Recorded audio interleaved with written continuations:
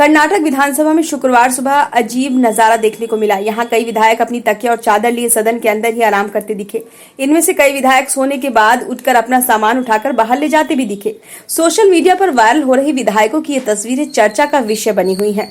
गौरतलब है कि भाजपा ने एक दिन पहले ही मैसूरू शहरी विकास प्राधिकरण यानी कि MUDA में फर्जी जमीन आवंटन पर चर्चा की मांग की थी। हालांकि जब इसे लेकर विपक्ष को अनुमति नहीं मिली तो विधायकों ने विधानसभा और विधान परिषद के अंदर ही दिन रात धरने का ऐलान कर दिया। भाजपा का आरोप है कि MUDA का ही एक प्लॉट मुख्यमंत्री सिद्धरामैया की पत्नी को भी आवंटित किया गया है। पार्टी ने इसे लेकर विधान सौधा में चर्चा की मांग की है। भाजपा ने आरोप लगाते हुए कहा कि दोनों सदनों में विपक्ष को इस मुद्दे पर चर्चा की इजाजत नहीं दी गई, जबकि विधानमंडल सत्र शुक्रवार को समाप्त होने वाला है।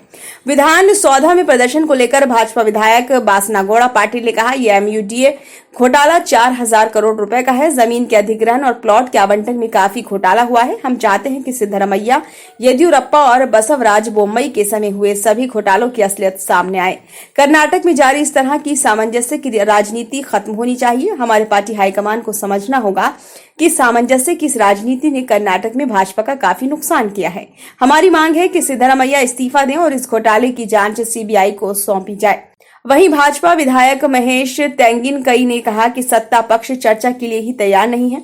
मतलब MUDA में 100% घोटाला हुआ है। अगर वो चर्चा के लिए तैयार नहीं होते तो हमारा विरोध प्रदर्शन जारी रहेगा। इस्तीफों को भूल जाइए, ये लोग तो बात करने के लिए भी तैयार नहीं है। हमने कभी इतनी बुरी सरकार नहीं देखी। सामाजिक कार्यकर्ता स्नेहमयी कृष्णा ने मैसूर के विजयनगर पुलिस स्टेशन में शिकायत दर्ज कराई थी। उन्होंने कर्नाटक के राज्यपाल, मुख्य सचिव और राजस्व विभाग के प्रधान सचिव को भी पत्र लिखकर विवाद की जांच की मांग की थी। कृष्णा ने आरोप लगाया है कि मैसूर जिला कलेक्टर और अन्य सरकारी अधिकारियों के साथ साथ सिद्धरामैया, उनकी पत्नी पार्वती, उनके साले मल्लिकार्जुन, उपायुक्त, तहसीलदार, उप रजिस्ट्रार और मुद्दा के कुछ अधिकारी भूमि आवंटन घोटाले में शामिल हैं। स्नेहमयी ने शिकायत में कहा कि सिद्धरामैया के साले मल्लिकार्जुन ने अन्य सरकारी और राजस्व विभाग के अधिकारियों की मदद से 2004 में अवैध रूप से जमीन खरीदी और जाली दस्तावेजों के आधार पर इसकी रजिस्ट्री भी कराई। उन्होंने आरोप लगाया है कि पार्वती, मल्लिकार्जुन और एक अन्य व्यक्ति ने इन दस्तावेजों का इस्तेमाल मुद्दा से जुड़े करोड़ों रुपए की धोखाधड़ी करने के लिए किया है।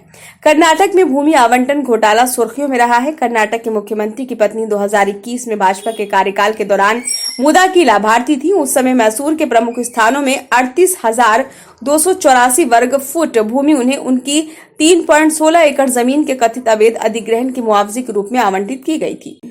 मैसूर के कैसारे गांव में उनकी 3.16 एकड़ जमीन उनके भाई मल्लिकार्जुन ने उन्हें उपहार में दी थी। मुआवजे के तौर पर दक्षिण मैसूर में एक प्रमुख इलाके में उन्हें जमीन दी गई। आरोप है कि कैसर गांव की जमीन की तुलना में इसकी कीमत काफी अधिक है। इसके कारण मुआवजे की निष्पक्षता पर सवाल उठाए गए हैं।